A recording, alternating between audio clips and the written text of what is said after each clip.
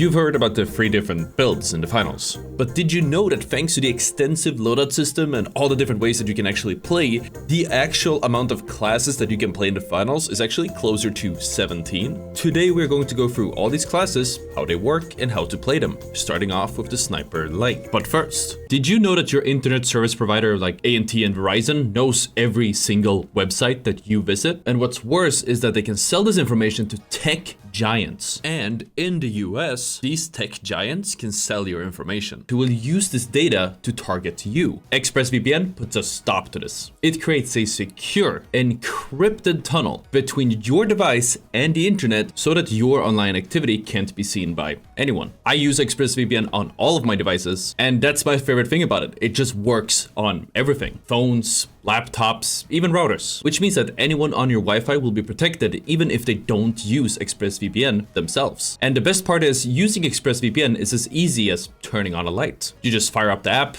click one button, and boom, you're protected. So if you're like me and believe that your internet activity is your business alone, secure yourself by visiting expressvpn.com/Ottr. If you use my link in the description, you'll get an additional 3 months for free. Thank you to ExpressVPN for sponsoring this video, and let's get right back on into it. The Sniper Light class is built around, sniping. While it can be used in closer ranges for style points, the whole kit revolves around taking high ground and abusing off angles, ideally on high grounds that are far away from enemy teams. Because if anyone as much as looks at the Sniper Light the wrong way, they'll die. The Sniper Light will of course run a SR-84 along with the grapple to do just that. In order to support their team from these long distances, Sniper Lights will generally run grenades such as the glitch grenade to deal with enemy shields and get free shots in, the gas grenade to assist the point or deny enemies certain angles, and then the last gadget in the loadout being either the stun gun or vanishing bomb to deal with any enemies who happen to get too close. In my specific case, I'm running the frag grenade because I want to get a little bit extra damage and kill people that are behind cover. You'd be surprised just how much pressure the class can put onto any team trying to take the point once it's been set up in the right position. And when that pressure becomes too much, you'll be thankful if you have a support teammate like the support medium. The support medium is based on enabling your team as much as possible while staying in the middle or even in the back lines of a team. The support medium will either use an FCAR or ideally an AKM for a more sustained damage, along with a heal beam to keep their teammates topped up, which will also allow them to quickly heal up any revived teammates. They also run a, you guessed it, defibrillator to bring your teammates back to life, a zipline or a jump pad to allow the medium and their team to quickly rotate and take the right positions, and then the last gadget is usually up to the medium and their playstyle, though it usually comes down to the APS, a frag grenade, a gas grenade, or some type of mine. Running double support medium can be the best choice at higher levels, with 2 mediums dog leashing and healing up that 1 heavy who's playing in the front line. The support medium goes hand in hand with enabling their team, but even more so backing up an overly pushy front line like the Aggro Heavy. The Aggro Heavy, or the what some people might call the Chad Heavy or Winton Overwatch, is a heavy class built around getting into the middle of fights while dealing massive amounts of damage. In order to do this, they run the Charge and Slam for that instant burst of damage, as well as the ability to displace enemies and destroying any cover that might be in their way. The charge is followed by an SA-1216 for that close range burst damage, and sometimes an M60 or a Louis gun for sustained damage, along with an RPG for range and destruction, a dome shield for extra effective health in the middle of a fight, and some type of actual shield. And finally, normally they'll be running a barricade for extra cover and mobility, or maybe even an anti-gravity field for extra mobility and outplace. But as fun as frontlining may be, sometimes you might just want to get behind enemies and deal crazy amounts of damage, and for that we have the Cloaked Light. At the time of this video, the Cloaked Light is considered the most meta way to play Light. Equipped with the cloaking device, the Light can easily cross open areas and set up flanks and identify single targets that they can take out with the rest of their kit. The cloak is also extremely useful in resetting and positioning in the middle of a fight, which is incredibly strong when you're as squishy as the typical Light. The Cloaked Light will generally run the XP54 as it is fairly easy to control with a great damage output and, most importantly, a sight which stays visible even when you are cloaked. This helps with keeping your aim on target and flawlessly going from being cloaked to actually shooting. Adding to this ratty playstyle, the Cloaked Light will always run a stun gun, as this helps them secure picks on lone targets, deny revives, or even stall out the cash out. They will also run the Gateway thanks to its infinite outplayability and team utility, and their last gadget is usually either a glitch to help with fights and disabling enemy targets, most importantly heavies or mediums, gas to stall the cash out and deny steals, or the frag grenade or breach charge for more outplay potential and some more damage. And if you love tearing up teams with creative outplays, just wait until you try out the movement medium. The movement medium might look a little bit like the support medium at first, but there is one key difference. The entire class is built around clearing ground as fast as humanly possible. The movement medium will usually be running an F-car along with a dematerializer or heal beam, depending on how supportive they want to be. As for gadgets, the movement medium will be running not only a jump pad to clear certain gaps and move forward, but they will simultaneously run a zip line to get as much movement value as possible. By combining both of these movement gadgets, the movement medium can guarantee that their team will be the first to any objective that they may want. The movement medium can really only be picked if there is a support medium on the team. Oh yeah, also, of course, you're going to be running the defibrillator. And of course, something as obvious as a medium running defibrillator will be the heavy deciding to play defensively. The defensive or the support heavy or Reinhardt is the heavy class specifically built to provide shielding and support the team from the front line. The support heavy runs a mesh shield with the full intent of standing between enemies and the rest of their team while soaking up as much damage as possible, while also equipping a M60 or Louis guns to help deal damage over mid to long ranges. To help assist them in their defensive playstyle, the defensive heavy also runs a dome shield for additional health. They run barricades for even more defense and bunkering, and of course the RPG, which is a near must pick for extra all-around utility. But if you get tired of standing still in front of your team while holding a shield up and doing nothing else, picking the Sword Light might just be the choice for you. The Sword Light is the perfect class for the dudes who want to feel like the main character. The whole class is built around the sword, which combined with well-placed attacks on enemies who aren't looking your way can get you kills on the most important targets and maybe even full squad wipes. In order to reach your enemies and keep them on their toes, the Sword Light also runs the evasive dash, which usually is combined with the lunge attack to burst a high amount of damage in a short period of time. In addition to the sword and dash, the Sword Light also runs a stun gun to help secure targets and get additional crowd control, a vanish bomb for additional outplaced and to actually go invisible, especially with the like of a cloaking device, and finally the last gadget is usually up to the individual player, but many even run the frag grenade for additional damage over range, or a glitch grenade to disable enemy teams and give them a higher chance to get in and deal a lot of damage. But as fun as swinging a sword around can be, especially if you're making cool swoosh noises with your mouth, getting lots of kills still feels a lot better if you're using a big gun, and that's why we have the Fragger Medium. The Fragger Medium is a medium class built around going for kills, as opposed to the normal medium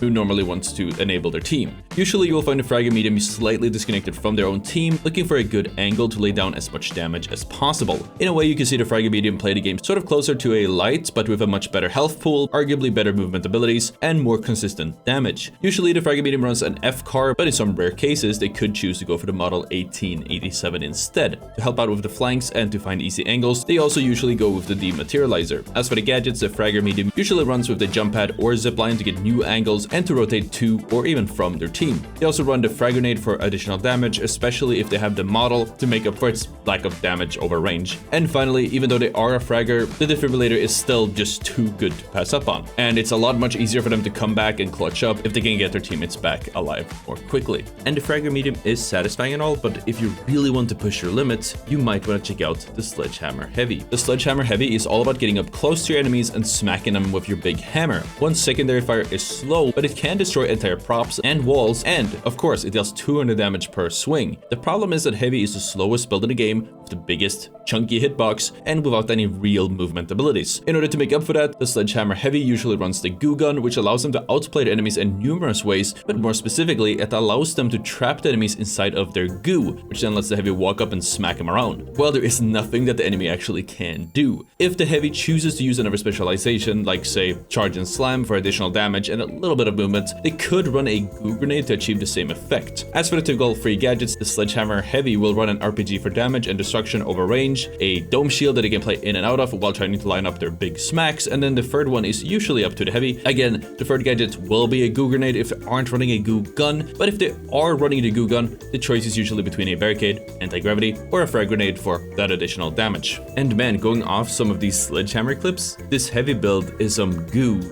content. But if you want to be more flashy, there's always the Content Light. The Content Light looks a little bit like the Meta Light, but with a key difference. This build is about getting kills and making it look as flashy as possible when you do so. The Content Light exclusively runs the evasive dash for movement, along with any weapon except sword, I guess, and they're constantly playing on their own on the lookout for the next montage. A must-have for the Cloaked Light is of course a stun gun, and very often the gateway, as the gateway allows them to pull off more outplays and take more off angles than any other light gadget would. As for the third gadget, this one is usually up to the light, but I'd personally go for the glitch or frag grenade since they would allow me to get opening damage before I actually dive in and start jumping around with the dash. But the Cloaked Light requires so much focus and so much work. What if I just want to lean back, kick my feet up, and let the cash roll in on its own? There's always the lazy medium. The lazy medium will try their hardest to not play the game themselves. This is one of the few medium builds that you actually can see running a guardian turret, which is perfect if you don't want to shoot anything on your own. The lazy medium's entire kit revolves around setting up on a point, no matter whether the cash out has started or not, and in addition to the turret, they're also packing enough mines to turn the area surrounding the cash out into their own no man's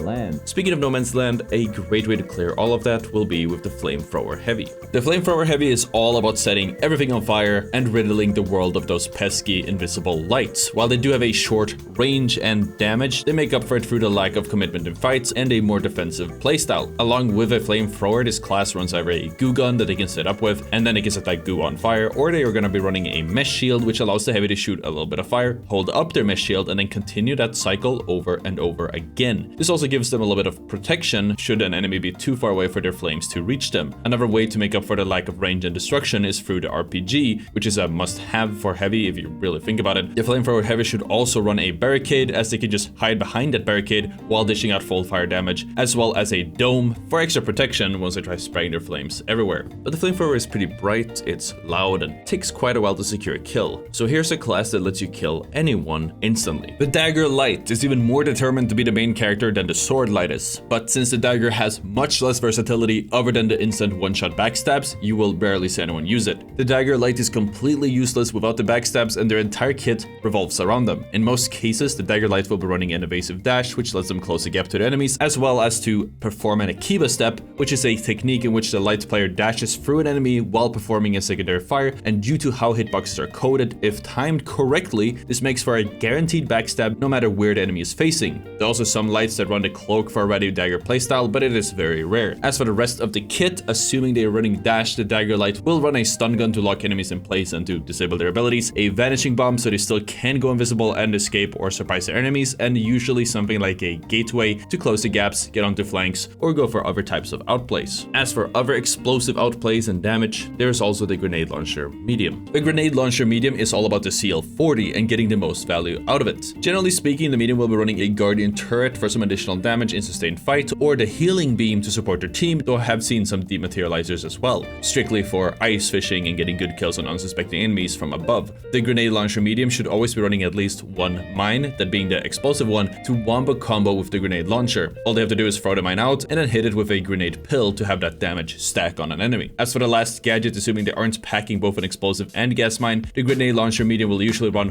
one of the movement gadgets, that being a jump pad or a zipline. On its own, the Grenade Launcher Medium is pretty goofy to begin with. I mean, it blows everything up, but that pales in comparison to the Troll Heavy, and believe it or not, it actually works. The Troll Heavy is a little bit like a Sledgehammer Heavy, but with some clear distinctions. It's really all about spreading as much chaos as possible. Once everything is turned upside down, most players will struggle to think on their feet, and that's when the Troll Heavy and their team will shine through. The goo gun is an almost must pick, as it allows for unconventional and trollish plays. As for a primary, it could also be the Sledgehammer for destruction, but any weapon like the SH-1216, M60, or a Louis gun also works for some sustained and very important damage. As for the gadgets, the Troll Heavy really leans into the trollish playstyle with the anti-gravity cube to steal cash outs and mess with enemy positions, an RPG to blow things up, and finally, usually a defensive ability like the dome or barricade. In addition to providing cover, the barricade itself also allows for some additional troll plays, and the dome gives a moment of respite, so it really depends on the Heavy themselves what they feel like. The Troll Heavy is a really fun way to play the finals, but if you think that's crazy, just wait until I tell you about the Support Light. And the Support Light, yeah, you heard me right, is a light class solely built for playing with or behind your team and providing utility. This class kind of only exists in theory, because I swear to God, I've never actually seen a light player play supported before. But anyways, as for a specialization, the Support Light wants to run either the invisibility, as it is a good all-rounder, or the grapple, which lets them take off angles, as well as scouting ahead of their team. The weapon is usually entirely up to the Light's own preference, but seeing as the Light wants to play fairly behind, it makes the most sense that they'll be using something like the LH1. Looking at their gadgets, the support Light wants to run a sonar grenade or in some cases a tracking dart to give their teammates some additional information, as well as a gateway for those millions of supportive outplays that it does provide. As for the last gadget, it is usually up to the Light, as some might feel like a smoke grenade is appropriate since you're using a scanning ability. That being said, the glitch grenade is incredibly useful, especially if you're sitting back with the LH1 trying to help your teammates. So that will be my recommendation for the last pick. To some, the support Light can be the most outlandish of the classes in this video, but that's before we talk about the next one, the Riot Shield Medium. And finally, the Riot Shield Medium is all about the Riot Shield. The whole build revolves around catching enemies off guard, getting them stuck in one place, and then slapping them around with your stick. The Riot Shield Medium will generally be running either a dematerializer to get valuable flanks and surprise their enemies, or a guardian turret to make up for their lack of damage because they're picking a melee weapon. In addition to these, the Riot Shield Medium very often runs a goo grenade,